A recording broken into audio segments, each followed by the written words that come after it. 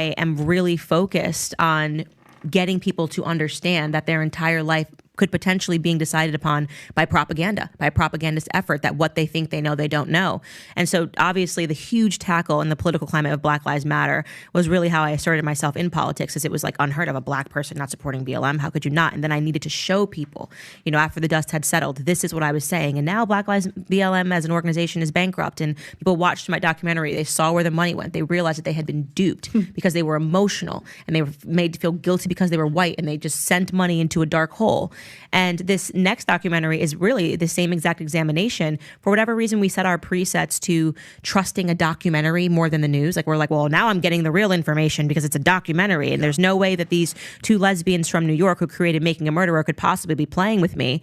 They must be telling the truth. The villain is actually the hero in this docuseries. Super important, first endeavor really that Netflix made into docuseries, and it largely built their empire, I would say, on this story. And Netflix has since continued this tradition of taking villains and convincing the public that they're heroes. The Central Park Five, guilty as sin, guilty as sin. And yet a Netflix documentary has made people believe that they're not guilty as sin. They've softened Jeffrey Dahmer. You know, this is Netflix's legacy, right? This is what are we doing as a culture? It's not just happening in the real world. You know, we're also seeing aspects of that in the fantastical world.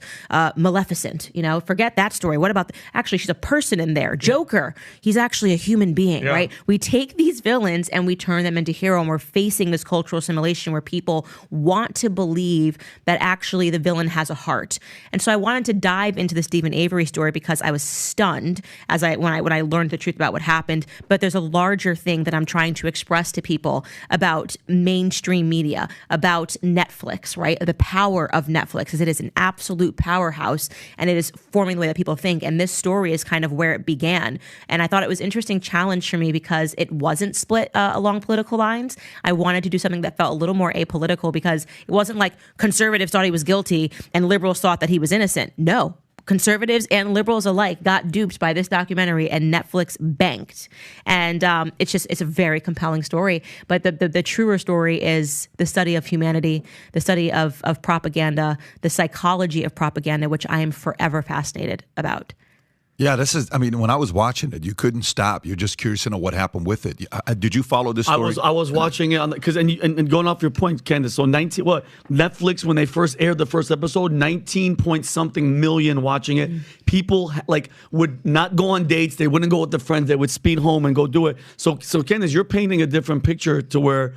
And I saw the one of the females that started it. She went to school. She wanted to be a director and a writer and everything. And then she was just like, she read the story on the train, right? She read it in a newspaper, and she was like, I'm going to go in there. I'm going to go to Wisconsin, wherever it was in Wisconsin, right? Yeah. And just flip the script and make it something that people would want to watch. So it's all BS. Yeah, and to see people like conservatives that I've had on the show that were like, I thought that he wasn't guilty. You know, it's Me really too.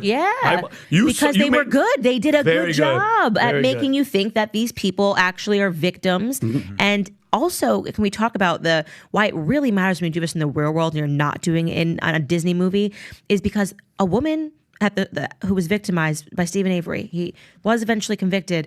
She was raped by two men. She was shot. She was stabbed. She was cut up into pieces, and she was burned in a burn pit. And she was 22 years old and had her entire life ahead of her.